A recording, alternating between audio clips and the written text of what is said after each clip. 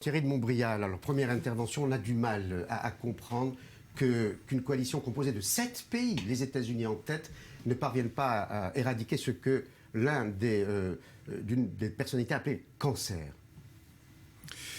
Oui, alors évidemment on peut aligner des pays et dire ils sont alliés, mais qu'est-ce que ça veut dire être alliés pour monter une véritable coalition organisée pour pouvoir, pendant une période de temps prolongée, parce que tout ça ne va pas se faire du jour au lendemain, agir sur tous les niveaux, parce qu'il y a le terrain militaire, mais il y a bien d'autres terrains. Il y a le terrain psychologique, par exemple, parce que cette guerre, elle est aussi très largement une guerre de médias, une guerre de propagande. Oui. Il faut comprendre comment ces terroristes fonctionnent, quels sont leurs ressorts mentaux, etc., etc.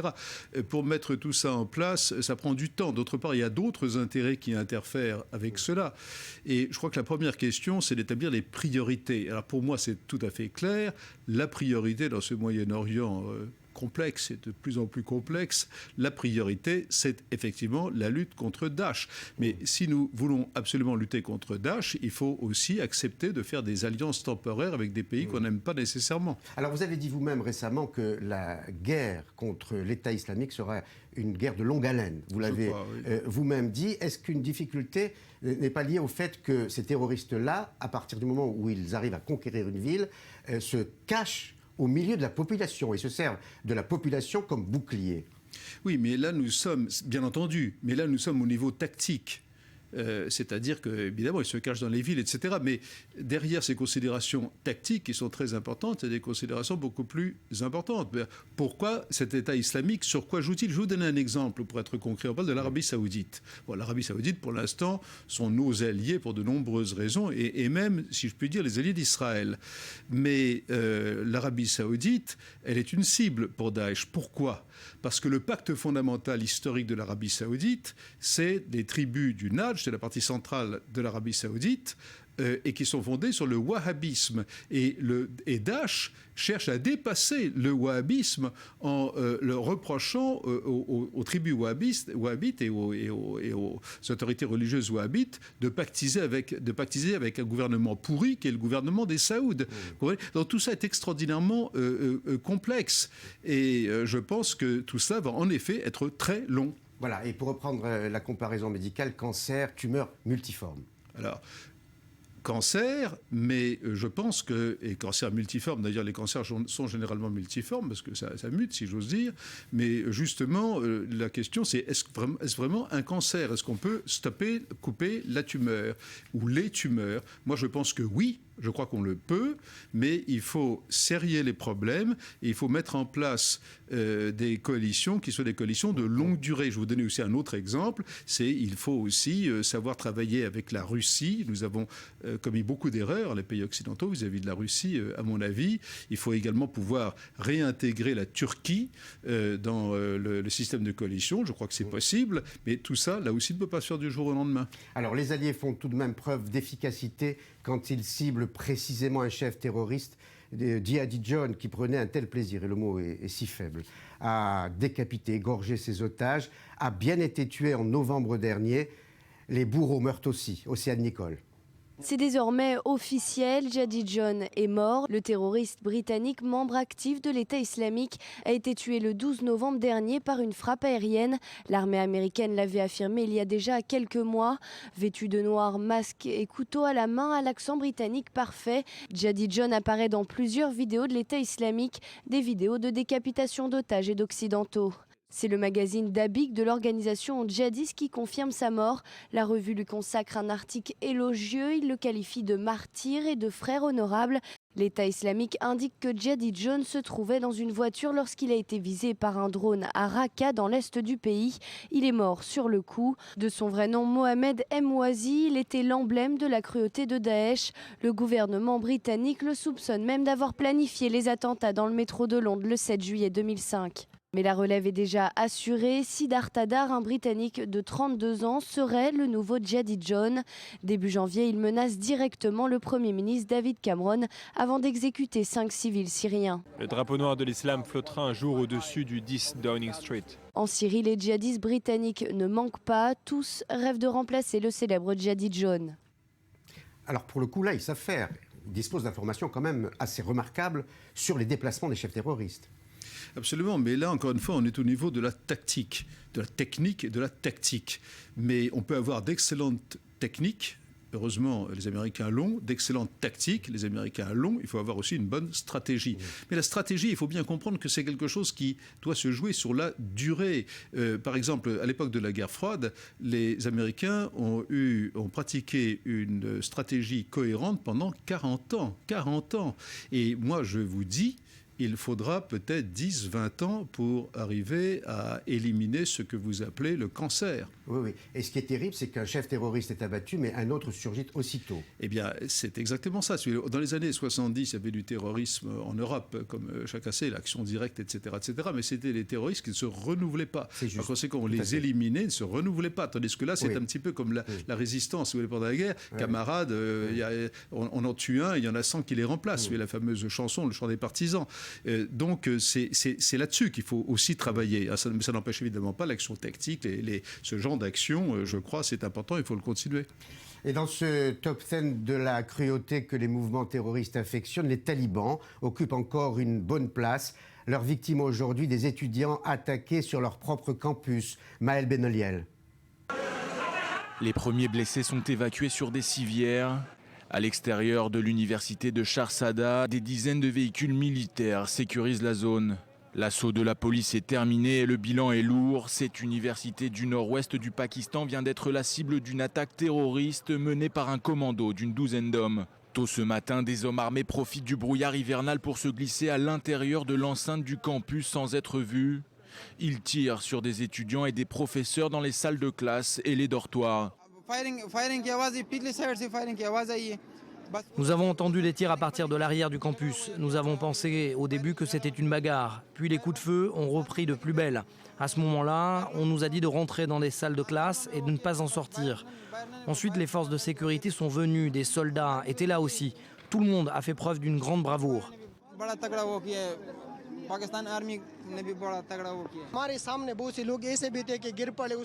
Beaucoup de gens sont morts sous nos yeux. Il y a aussi de nombreux blessés, des étudiants pour la plupart et des membres des services de sécurité. Tout le monde est très choqué.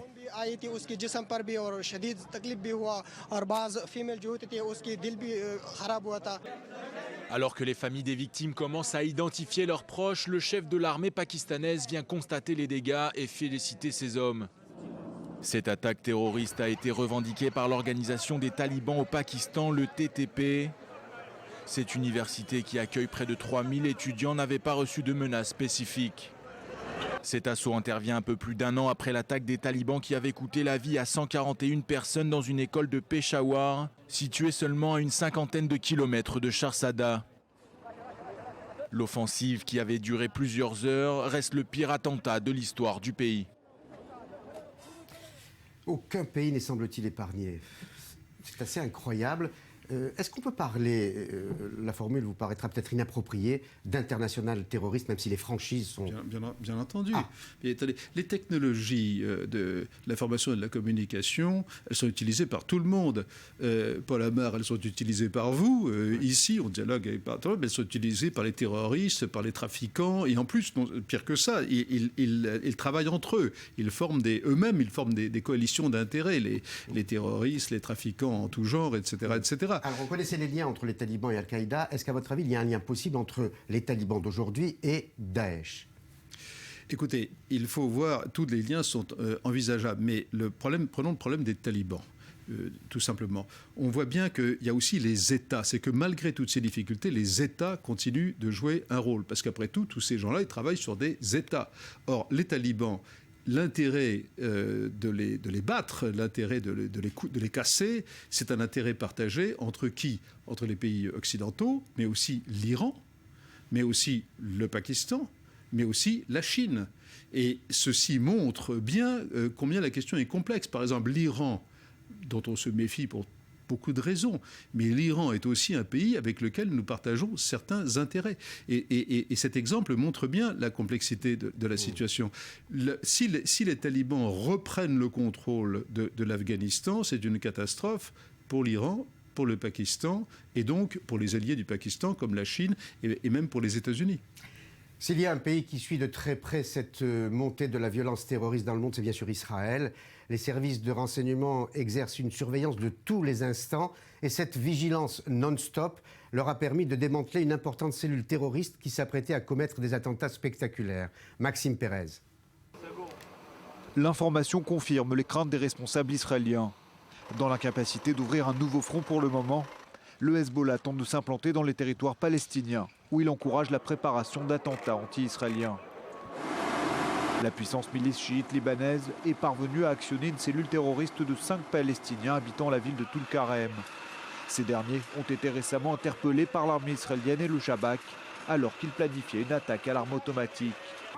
Plus surprenant, le mode opératoire du Hezbollah, Mahmoud Jaloul, identifié comme le cerveau du groupe palestinien, a été recruté sur les réseaux sociaux par Jawad Nasrallah, qui n'est autre que le fils du secrétaire général du Hezbollah, Hassan Nasrallah.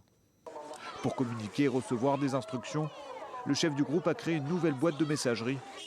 Mahmoud Jaloul a également reçu la somme de $5 000 transférée par virement bancaire. L'enquête a permis de comprendre que cette cellule dormante planifiait d'autres attaques plus sophistiquées, en plus de devoir observer les mouvements de l'armée israélienne dans la région de Tulkarem. Les apprentis terroristes avaient reçu des instructions sur le maniement et la fabrication d'explosifs. Le mois dernier, c'est dans cette même ville de Tulkarem que l'armée israélienne avait opéré un coup de filet dans les rangs du Hamas.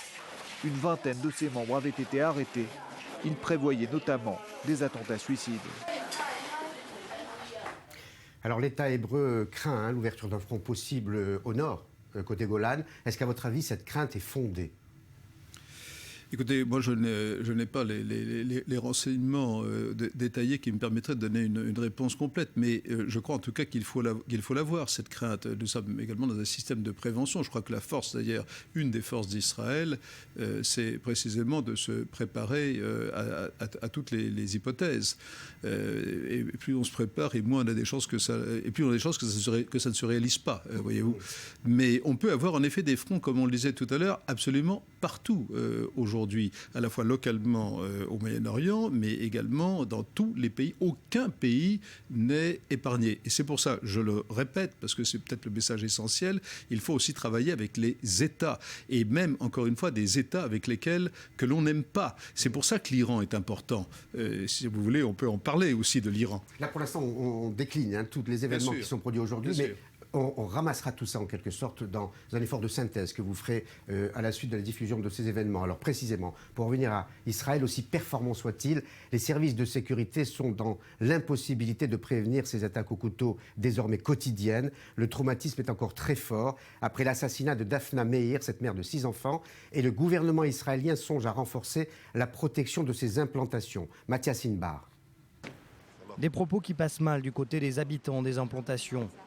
Je souhaiterais construire une barrière de sécurité autour du village d'Otniel et de ceux qui n'en ont pas.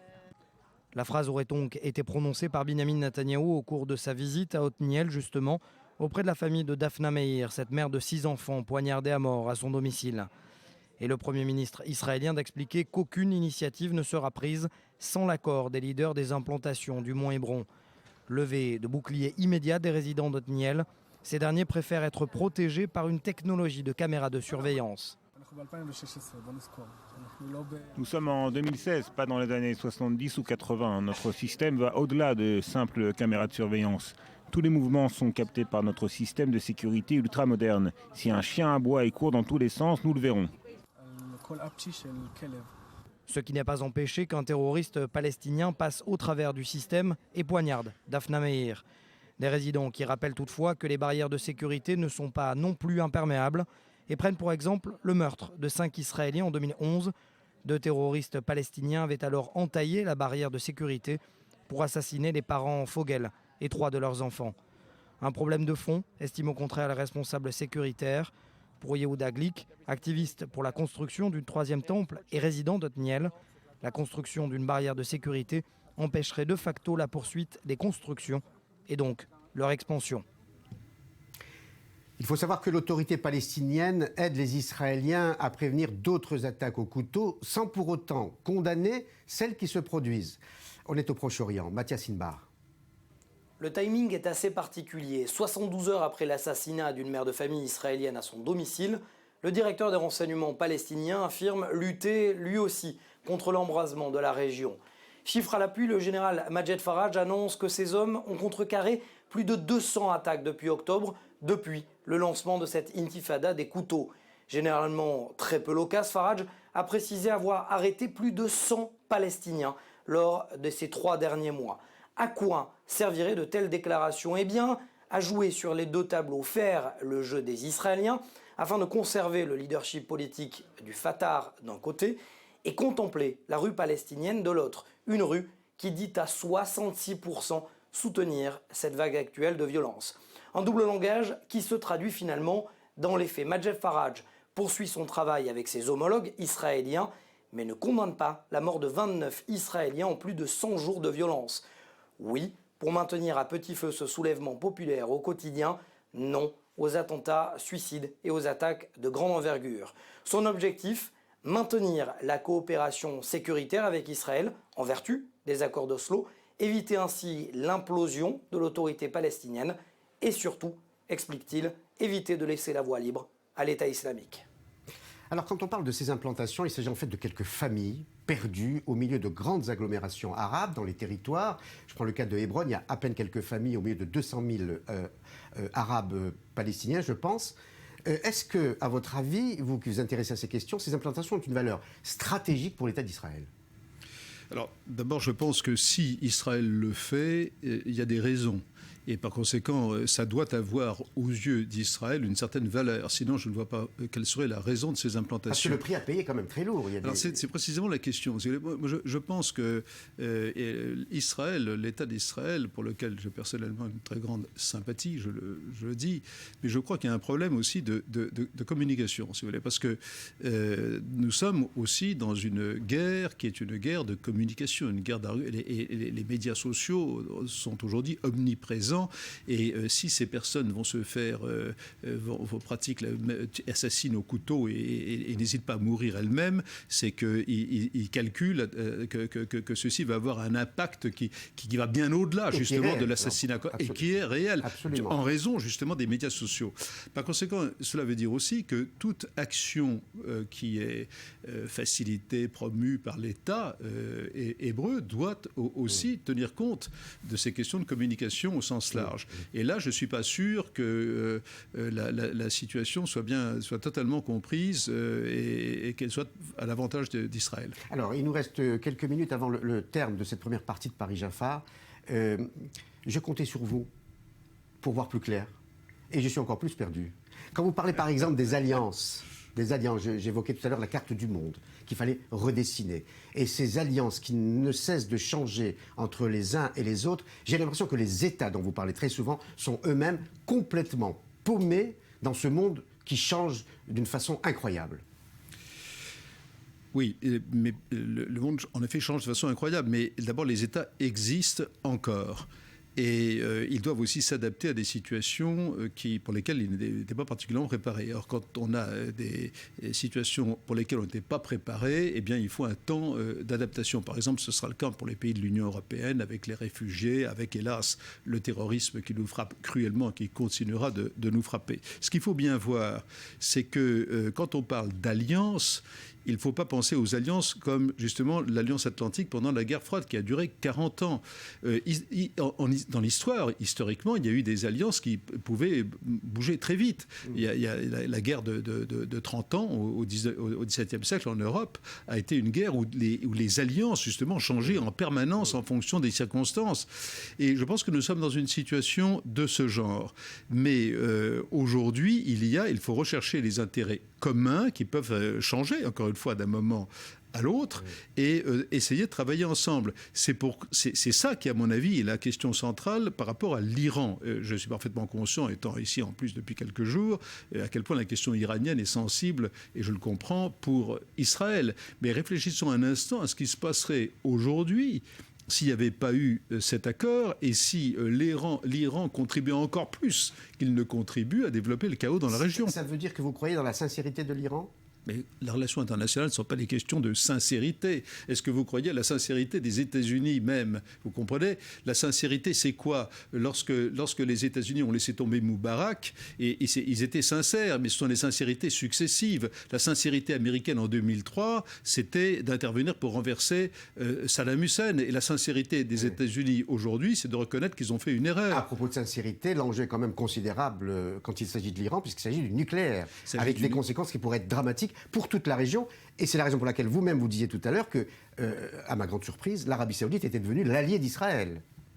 Oui, encore une fois, il faut prendre les termes dans le sens faible. Je dis allié, c'est pas encore une fois l'alliance atlantique. Ce sont des alliances de circonstances, ça ne veut pas dire que c'est le grand amour. Bon, quant à l'accord nucléaire, naturellement, il va falloir en surveiller l'exécution d'extraordinairement près, mais on a gagné du temps. Et pendant ce temps-là, le pari, mais c'est un pari, comme tout pari, il faut surveiller, le pari, c'est que l'Iran a aussi des intérêts nationaux qui font qu'en tant qu'État, il va pouvoir faire des accords, pour ne pas parler d'alliance, des accords avec les uns et les autres, et en particulier avec les pays occidentaux. Je prenais tout à l'heure l'exemple des talibans, il y a là clairement des intérêts communs. Je crois aussi qu'il faut créer ce qu'on appelle une balance of power, en anglais, un équilibre des forces. La balance of power a été détruite avec les guerres de l'Irak. Et comment restaurer ça? Précisément en essayant de renforcer l'Arabie Saoudite, la Jordanie, etc., etc. C'est ça qu'il faut essayer de faire. Merci beaucoup Thierry de Montbriand. C'est ce que Kissinger appelait la réelle politique. Voilà, c'est votre version. La réelle politique n'est pas le cynisme. C'est ça qu'il faut bien voir. C'est différent. Oui, mais ça supporte quand même parfois le mensonge puisque vous ne croyez pas dans la sincérité des États entre eux. Merci Surtout beaucoup. Quand ils la proclament. Merci beaucoup. Fin de la première partie. Dans 4 minutes précisément, nous nous retrouverons pour la seconde partie de Paris-Jaffa.